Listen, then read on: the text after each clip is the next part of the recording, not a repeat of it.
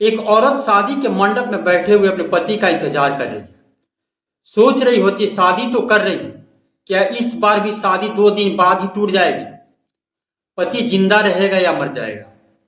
लोग कहते हैं तुम्हारे पेट में नागिन है जो तुम्हारे पति को मार देता है, या पति और उस नागिन को देख लेता है तो देख कर डर कर तुमसे तलाक लेके चला जाता है। क्योंकि जितनी बार भी शादियां की है मैंने, पति मर गया या तलाक देकर चला गया।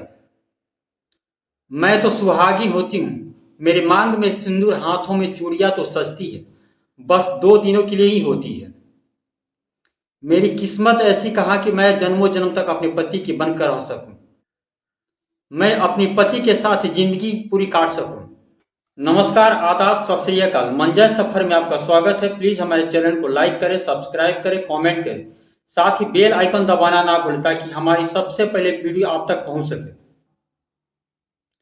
हम आपके लिए रोज एक सच्ची घटनाएं लेके आते हैं जो दिल को छू सके। बिहार के पटना जिला का मामला है। एक दुल्हन शादी के लाल जोड़े में घर से ससुराल के लिए विदा होती है।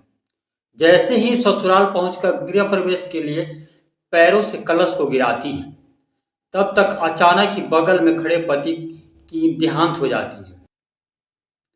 पति वहीं खड़े खड़े गिर कर मर जाता है। दुल्हन की सास सोचती है दुल्हन की गृह प्रवेश कराए कि मौत पर शोक मनाए या अंतिम संस्कार की तैयारी करे। जिस दुल्हन की घर आने की अभी तक तैयारी हो रही थी, बाहर खड़े सारे नाते रिश्तेदार दुल्हन की आने का इंतजार कर रहे थे। वहीं माँ अपनी बेटी को देखकर रोना धोना शुरू कर दी है। दूल्हे के रूप में अपनी बेटी को विदा की थी, जिस बेटी को दुल्हा बनाकर उसने पूरे रीति रिवाज शानो शौकत से अपनी दुल्हन लाने के लिए भेजा था। दुल्हन लेके तो आएगा, पर अपनी कीमत, जान की कीमत देकर। वहीं दूल्हे को देखकर रोना धोना शुरू कर दी। पूरा परिवार शोक की लहर में डूब जाता है। सास कहने लगती है, ये तो डायन है, आते ही मेरी बेटी को खा गई। इसके कदम शुभ नहीं है, ये तो अशुभ है, ये तो आते ही मेरे बेटे को खा गई। अब क्या पता मेरे घर को खा जाए। इसे जिस गाड़ी से लाए उसी गाड़ी से वापस भेज दो। उस दुल्हन को घर के चौखट से वापस भेज दिया गया। जहां वो दुल्हन बनकर आई थी, उसके स्वागत के लिए लोग पलके बिछाए हुए थे। अब उसे देखकर लोग नफरत भरी निगाहों से देख रहे थे। उसे पता नहीं क्या क्या नाम दिया जा रहा था, अपशुगनी और क्या क्या नहीं नाम दिया जा रहा था। दुल्हन मायके से ससुराल आई तो 16 श्रृंगार की हुई थी, पर अब वो विधवा बन चुकी थी। वही दुल्हन एक विधवा बन दरवाजे पर खड़ी थी। हर किसी की तरफ दया की भाव से देख रहे थे। कोई तो उसके अंदर की पुकार को सुन लो, उसमें उसकी क्या गलती है। उसे क्या पता था कि मैं पति की दुल्हन बन के जा रही हूं, मगर ससुराल पहुंचते ही मैं पति की विधवा बन जाऊंगी। वही दुल्हन एक विधवा बनकर अपने ससुराल लौट आई, जहां अपने बेटे के सुहागिन के लिए मां शेष सजा रही थी।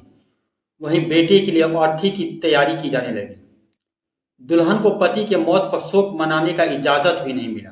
अपने पति के पास बैठकर रोने की भी अनुमति नहीं थी उसे। दुल्हन जहां लाल जोड़े में ससुराल गई थी, वहीं से सफेद साड़ी में मायके वापस आ गई। अभी तो हाथों के मेहंदी का रंग उतरा भी नहीं था। पांवों का महावर उसे दुल्हन बनने का एहसास दिला रहे थे। उसे एक दुल्हन होने का एहसास दिला रहे थे। शादी के पहले उसे कितने सारे ख्वाब थे।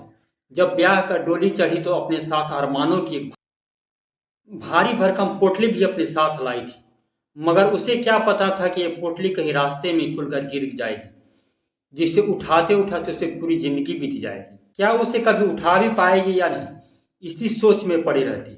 जिंदगी रुकने का नाम तो नहीं है। इस भंवर से निकलकर जिंदगी को नए सिरे से शुरू करने की सोचने लगी। घर वालों के समझाने के बाद फिर से शादी के लिए तैयार हो गई। उसकी शादी के लिए लड़की की तलाश शुरू हो गई। एक दिन तलाश भी खत्म हो गई। रश्मि आज फिर से दुल्हन बनी थी। फिर से उसके दरवाजे पर शहनाइयों की गूंज थी। आज उसने फिर से दूसरी शादी की। शादी के 4 दिन बाद ही उसकी तलाक हो गया। शायद उसकी किस्मत में शादी नाम का शब्द टिका ही नहीं था। तलाक के बाद फिर से मायके चली गई। ऐसे ही कुछ दिन गुजरता गया। यूं ही कुछ दिन गुजरता गया। कुछ दिन गुजरने के बाद उसके ही गांव के रहने वाले लड़के से उसे प्यार हो गया और उसके प्यार में पड़ गई। प्यार हुआ, नजदीकियां बढ़ी तो बात शादी तक आ गई। अब 7 जन्मों तक जीने मरने की कस्में खाने लगे। परिवार वालों की रजामंदी के बाद उसकी तीसरी शादी भी हो गई। रजामंदी से दोनों की शादी भी हो गई। ये शादी उसकी तीसरी शादी थी। शादी भी कुछ दिनों तक ही चली, फिर वही बात कहानी जहां आकर खत्म हुई थी वहीं से शुरू हो गई।